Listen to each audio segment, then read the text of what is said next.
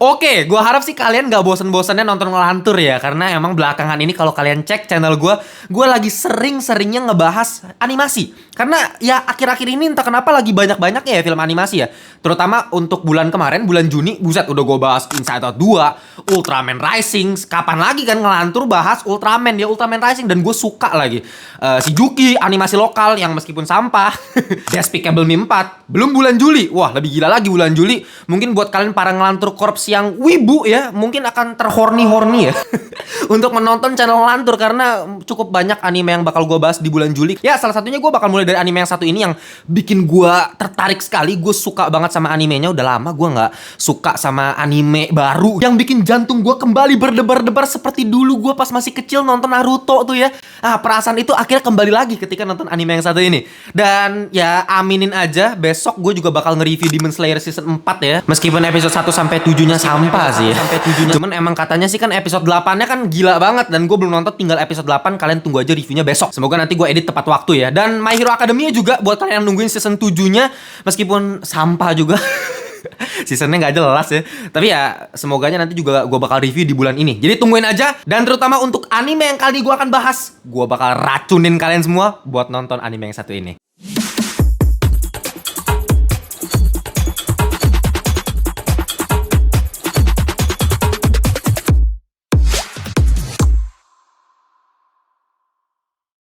Welcome back to Ngelantur Indonesia. Skip nonton, skip, blow on. Jangan lupa kalian semua, kita kembali lagi di segmen review. Dan seperti biasa, review dari Ngelantur selalu non-spoiler. Terutama anime ini kan baru keluar, baru selesai. Dan gue pengen racunin kalian buat nonton anime yang ini. Makanya ya gue pasti non-spoiler reviewnya. Dan buat kalian yang belum join grup Telegram, join aja ya. Linknya gue udah taruh di bawah sama 2.600-an Ngelantur Corps yang lain.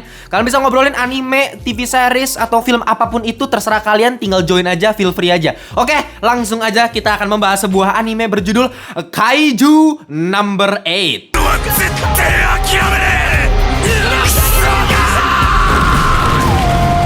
Sedikit konteks, seperti biasa, kenapa gue mau nonton anime yang satu ini? Karena gue susah untuk memulai menonton anime baru. Kayak kemarin, Free Run bang, bodo amat lah.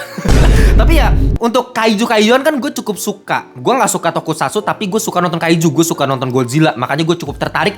Dan ketika gue liat openingnya, itu udah membuat gue, anjir ini unik banget nih anime. Nanti kita bahas masalah opening sama closing yang juga cukup kontroversial di kalangan para wibu. Tapi nanti gue punya pendapat yang berbeda. Ya, anime yang satu ini memang diadaptasi dari manga karya Naoya Matsumoto dan digarap langsung sama studio production IG. Menceritakan, nih gue kasih sinopsis singkatnya ya biar kalian dapat gambar. Ini sebenarnya series tuh tentang apa sih? Tentang kaiju-kaijuan atau apaan sih bang? Oke, mengisahkan seseorang bernama Kafka Hibino yang kerjaannya adalah tukang bersih-bersih bangkai kaiju. Nah, kapan lagi lu nonton serial atau film yang ngomongin karakter utamanya adalah tukang bersih-bersih bangkai kaiju? Biasanya kalau misalnya kaiju ya udah pertarungan, action, tiba-tiba besoknya tuh kota udah bersih, nggak tahu kenapa tuh tiba-tiba diangkut sama UFO atau apa, nggak tahu kan kita kan. Ternyata di sini dikasih tahu, oh ada loh sebenarnya departemen untuk bersih-bersihnya, oh ada loh perusahaan pembuangan kaijunya. Nah kebetulan karakter utama kita si Kafka Hibino ini adalah kerjanya di situ. Sebenarnya dia nggak mau kerja di situ, sebenarnya dia pengen menjadi defense force yang bertujuan untuk melenyapkan kaiju yang menyerang manusia di serial yang satu ini. Nah si Kafka Hibino pengennya jadi seperti itu, tapi dia gagal terus. Dia udah coba,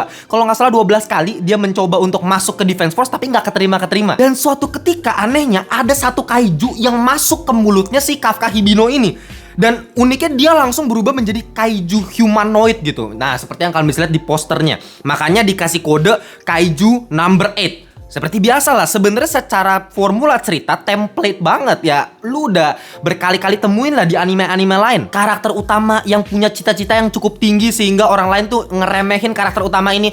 Lu gak bakal bisa tuh jadi kayak begitu gitu. Tapi pada akhirnya dia membuktikan dengan kerja kerasnya dan dapat sesuatu, dapat gift. Nah biasa kan gitu kan. Kalau misalnya Naruto, ya kerja keras sih kerja keras, tapi emang dia punya Kyuubi gitu. Atau Midoriya di My Hero Academia, ya kerja keras, tapi dia dapat rambut dari All Might, dapat One for All gitu. Ya premis cerita mengenai karakter utamanya memang masih terasa mirip sama anime-anime lain yang mungkin kalian pernah tonton. Bahkan dari segi eksekusi ceritanya ya, banyak penggunaan flashback. Untungnya nggak separah kayak seri-seri anime lain yang flashbacknya udah kayak mau mampus. Dia jadi satu filler tuh kan, flashback lama banget satu episode, baru baru lanjut lagi gitu kan. Nah untungnya nggak begitu, flashbacknya singkat tapi cukup memberikan konteks bagi karakter utama kita si Kafka Hibino. Kenapa dia pengen join Defense Force? Ternyata dia punya janji sama teman masa kecilnya. Dan kebetulan teman masa kecilnya yang dia janji, ayo kita bergabung ke Defense Force bareng dan melawan para kaiju bareng. Ternyata si temennya itu yang cewek yang jadi paling kuat di serial ini gitu. Dia yang gak keterima-terima di Defense Force. Ya ceritanya uniknya di situ. Tapi ya masih ada flashback, masih ada plot armor. Biasa anime kan, lu bayangin dikejar-kejar kaiju bos ya. Lu cuman manusia biasa, om-om umur 30-an, lu bayangin dikejar kaiju tapi masih gak kekejar-kejar, gak ketangkep-tangkep. Padahal kaiju kan segede gaban gitu. Itu masih gak make sense. Tapi lagi-lagi it's okay. Karakter utama, plot armor, udah biasa lah anime. Atau gue juga ngerasain beberapa treatment yang mirip sama AOT dalam hal sinematografinya ya. Fasenya itu banyak momen-momen shocking dibikin tanpa musik, hening. Kalau kalian inget di AOT kan sering banget kan. Jadi lagi begini situasinya tiba-tiba musiknya hilang dan keadaan yang awalnya mungkin biasa aja yang fun tiba-tiba langsung jadi mendegangkan setengah mampus. Nah itu kan lu sering lihat kan di Attack on Titan. Nah ini berkali-kali lah. Lu lihat shockingnya tuh banyak banget. Bikin gue cukup kaget lah.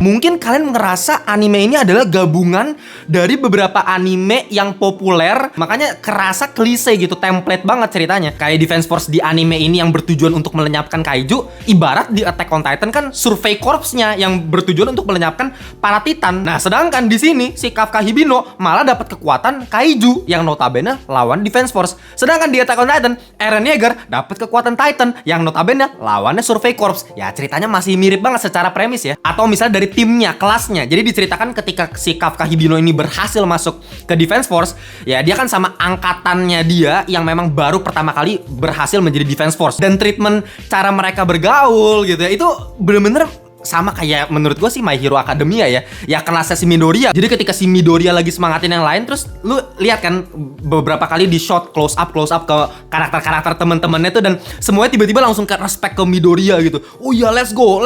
Jadi solid gitu satu kelas. Nah itu lama-lama udah enak juga sih gue nonton My Hero kayak begitu, sumpah. Sampai season terakhirnya masih banyak yang adegan kayak close up ini, oh ya let's go, solid. Kayak lama-lama cringe juga sih. Ya yang begitu-begitu juga masih ada sih dengan angkatan si Kafka Hibino ini. Dan secara fighting pun entah kenapa ada reference yang mengarah ke Demon Slayer gitu, cara fightingnya. Terus kayak ada jurus-jurusnya gitu kan, jurus pertama bla bla bla bla kan.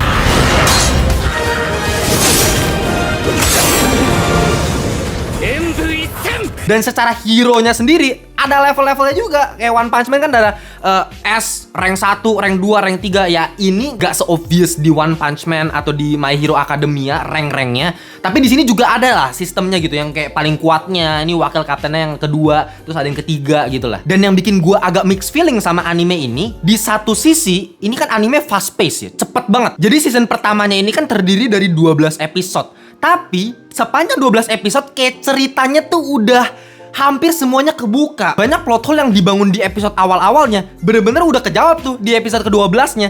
Jadi nggak terlalu yang ngebangun misteri, ngebangun sistem politiknya, world buildingnya dibikin luas kayak model Attack on Titan yang wah gila. Kalau Attack on Titan kan kayak lu udah nonton 2 season pun lu masih nggak tahu ini tentang apa bos, misterinya kayak gimana. Season 3 baru kebuka semua kan. Nah kalau anime ini secara fase penceritaan tuh lebih mirip sama One Punch Man lah, yang bener-bener hiburan, asik-asikan aja.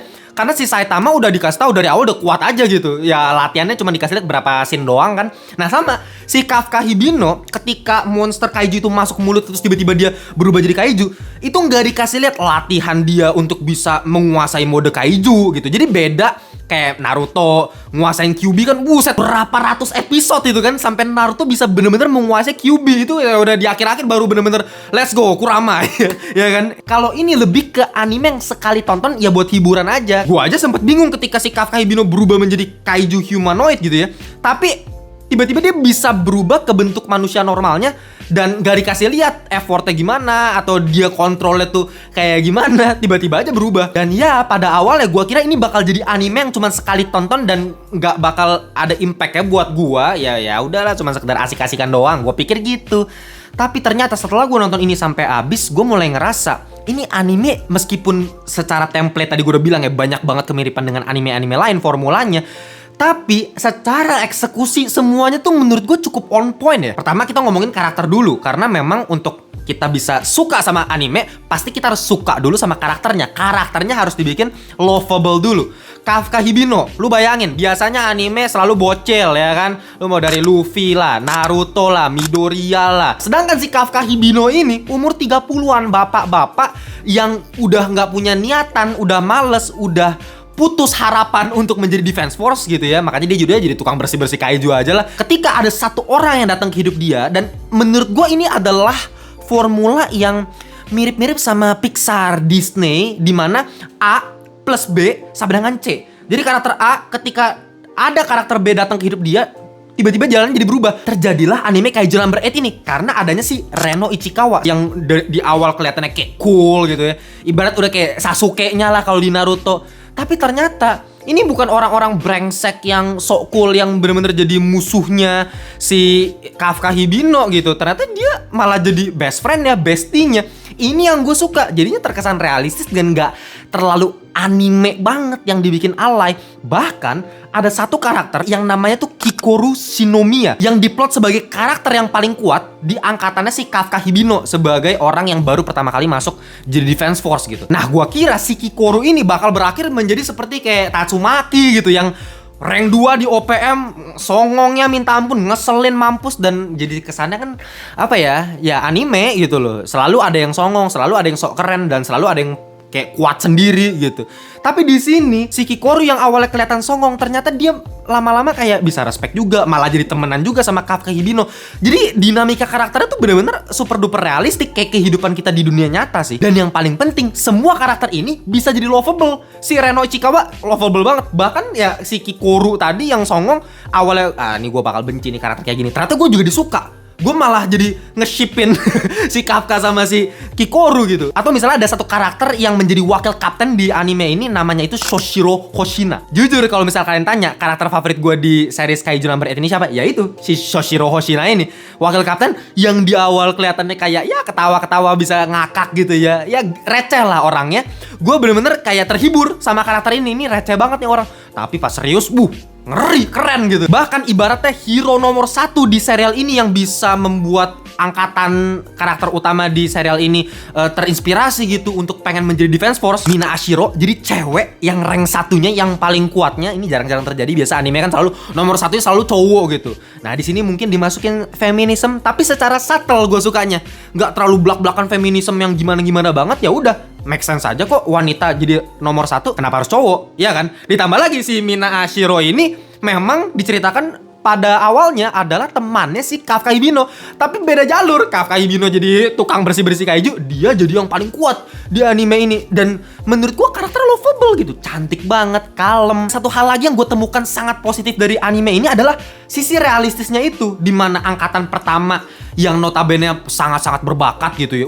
Yang senior tuh pas lagi berantem bareng, gila nih angkatan-angkatan baru ini kok kuat banget. Ya itu kayak anime lain juga begitu kan biasanya kan. Tapi tetap ada sisi realistisnya, dimana ternyata dari segi stamina ya mereka meskipun berbakat masih kalah sama senior-seniornya mereka. Nah itu kan hal-hal kecil yang seringkali dilupakan sama anime-anime lain yang populer. Supaya terlihat keren, supaya karakter-karakter utama kita di anime ini mendominasi, ya dibikin kuat aja. Kita nggak peduliin tuh karakter-karakter figuran senior-senior itu bullshit gitu. Nah ini enggak, ini diperhatikan dari segi detail-detail yang realistis. Ini gue suka banget. Dan yang gue bikin tambah jatuh cinta sama serial anime ini adalah komedinya, men. Ini bener-bener fresh banget. Gua nggak nyangka, udah lama banget gua nggak dibikin ngakak lepas nonton anime. 1 menit gua ngakakin serial ini, sumpah gua nggak bohong. Dan ini beberapa scene loh, nggak cuma 1-2, ada beberapa scene di sepanjang 12 episode ini yang bikin gua ngakak banget. Terutama ya memang gara-gara karakter utama kita sih, si Kafka Hibino yang orangnya humoris banget. Tapi humorisnya tuh in a realistic way, nggak terlalu dibikin komedi alay. Kayak belakangan ini gua agak enak ya nonton Zenitsu. Padahal kalau lu tanya karakter favorit gue di Demon Slayer kan Zenitsu ya. Lucu gitu ya, tapi ketika serius keren gitu ya. Tapi lama-lama annoying juga sih ketika dia humornya tuh terlalu alay, terlalu dipaksain. Nah, di sini ini komedi tuh natural. Kafka Hibino ini nggak mencoba untuk melucu, tapi emang dia karakternya konyol, emang tolol aja. Nanti kalian bakal lihat ada satu scene, dan gue nggak mau spoilerin ini, cuman kalian perhatiin aja ketika lagi tes pelepasan daya armor. Nah, nanti lu lihat hasil skornya si Kafka Hibino tuh berapa. Dan ketika dikasih tahu hasil skornya itu bener-bener gue ngakak banget, men. Lihat ekspresi mukanya si Kafka Hibino kayak gimana, lihat yang lain kayak gimana, lihat wakil kaptennya yang ketawa-ketawa terus, itu sumpah bener-bener bikin gue ketawa lepas dan sangat-sangat menghibur. Gak cuma sampai di situ doang pujian gue terhadap anime yang satu ini. Dari segi visual, nah sekarang kita masuk dari segi animasinya seperti apa? Apakah keren? Apakah bisa menyaingi Demon Slayer atau Jujutsu Kaisen? Buat gua sih sebenarnya kalau komparasinya sama Demon Slayer sih nggak apple to apple sih. Demon Slayer tetap masih beda level. Tapi meskipun dari segi ilustrasi ya terutama itu simple sebenarnya, mukanya tuh kalau perhatiin ya bener-bener kayak ya udah mata, mulut, terus flat aja, warnanya tuh flat, shadownya tuh nggak terlalu kerasa, teksturnya tuh nggak ada, warnanya itu nggak kontras, bener-bener low saturated. Tapi ini yang gue suka, vibes seperti ini yang entah kenapa di anime-anime lain tuh udah jarang gue lihat. Biasanya sekarang tuh udah mau modern, lebih dibikin pop out warnanya. Gue nggak terlalu suka sih. Dan meskipun flat, tapi detail-detail kecil itu sangat luar biasa. Animasinya, pergerakannya itu menurut gue cukup smooth ya. Gedung-gedung yang hancur. Dan kalau kalian yang wibu harusnya tahu lah, kalau biasa action di anime itu ketika gedung hancur tuh biasa ada blok-blok selalu kan. Nah, itu bener-bener detail banget tuh. Detail-detail kayak gitu itu bener-bener wow. Padahal ini animasi 2 dimensi kan. Meskipun ada kombinasi 3 dimensi di beberapa tempat juga sih. Tapi sebenarnya ya, meskipun dari tadi gua puji-puji dari segi visual, sebenarnya visualnya tuh nggak yang wah banget juga. Yang bikin wah banget justru apa? Musiknya. Ini yang menarik. Gua sangat-sangat amazed sama scoringnya. Visual oke lah, kayak wih keren. Tapi nggak yang sampai gua nggak sampai gitu. Tapi musiknya respect. Entah kenapa ya, menurut gue ini anime yang sangat berbeda dengan anime lain yang terlalu pakai scoring-scoring Jepang yang begitu-begitu aja. Ini sangat terinfluence dari animasi-animasi Amerika. Banyak banget penggunaan ornamen instrumental jazz. Lu bayangin anime pakai instrumental jazz. Jarang banget terjadi untuk action-action kaijuan seperti ini, apalagi gitu ya. Saxophone, ngebeat, drum, pakai bass dung dung dung dung dung. Chill gitu loh. Musik itu chill banget, asik, gak terlalu yang bombastis, grande, gak perlu. Chill tapi udah snappy, asik aja. Ketika lagi dramatis pakai biola, ya kan? Ketika lagi epic pakai metal. Wah. Mantap, sumpah gue suka banget scoring musiknya. Untuk soundtrack openingnya sendiri pakai lagu Abyss dari Youngblood. Dan yang bikin kontroversi sebenarnya bukan lagunya, memang lagunya Inggris ya. Itu di luar kebiasaan anime yang biasa selalu Jepang kan, ini Inggris. Tapi visualnya itu pakai 3 dimensi. Padahal tadi ya kan, secara animasi ini sebenarnya 2 dimensi. Tapi ketika opening itu benar-benar 3 dimensi yang benar-benar bikin mata tuh kayak kita masuk ke terowongan ala-ala Space Tune, tau gak sih? Space Tune kalau misalnya kita udah mau selesai itu dulu, zaman dulu kan. Wah, itu masuk ke terowongan. Atau X-Men. I've seen hell rise out of your eyes. Nah itu situasi seperti itu tuh. Cairan-cairan bentuk alien, bentuk kaiju, bentuk T-Rex lah apa. Itu buat gua unik. Bukan yang gue suka banget juga. Dan ini memang sangat-sangat subjektif ya, selera lah ini. Lu sukanya yang tipe 2 dimensi yang pakai bahasa Jepang aja lah. Ini baru anime gitu loh. Apa sih masa 3 dimensi pakai lagu Inggris kayak bukan anime. Iya sih di luar kebiasaan. Tapi ya unik aja, beda aja kan. Ya masa bosan aja sih kalau menurut gue cuman pakai lagu yang begitu-begitu doang. Atau misalnya closingnya ini bener-bener terngiang-ngiang di otak gue. Sampai sekarang gue masih sering nyanyiin sendiri gitu. Lagunya soalnya dari One Republic. Kapan lagi men anime pakai One Republic? Ya lagunya itu judulnya Nobody. Nobody got you the way I do. Whatever demons you're playing through. Lagi-lagi chill banget. Dan ini menandakan memang serial anime ini gak diplot untuk menjadi seperti AOT yang berat. Atau bahkan kayak Naruto dan One Piece yang perlu pendalaman karakter, build up, world building yang gila-gilaan. Enggak, menurut gue ini kayak cuman jangka pendek yang penting seru. Tapi tetap ada ceritanya, ada konteksnya. Itu aja sih dari gue. Sebagai orang yang bukan wibu, gue sangat merekomendasikan anime yang satu ini sebagai anime yang kalau kalian lagi bingung mau nonton apa selain Vinland Saga atau Frieren, ya ini sangat-sangat asik banget sih. Kalau kalian nanya sama gue, final score untuk serial ini bakal gue kasih 8,5/10 alias cakep. Ini sangat menghibur, komedinya dapat on point, secara animasinya on point, secara musik lebih on point lagi. Secara cerita pun ya meskipun template tapi eksekusinya pas aja semuanya, takaran itu enak. Nah itu menurut gue ya animasi yang cakep banget. Nggak tahu ya, nanti kalau kalian punya pendapat yang berbeda tulis aja di kolom komentar. Jangan lupa ya yang belum join grup membership community, join aja. Mulai dari 1000 per hari buat join di critical thinking dan bisa upgrade di ngelantur thinking buat dapetin edukasi seputar perfilman dari ngelantur. Gitu aja tuh pembahasan kita kali ini. Ditunggu besok review Demon Slayer season 4. Bye bye semuanya.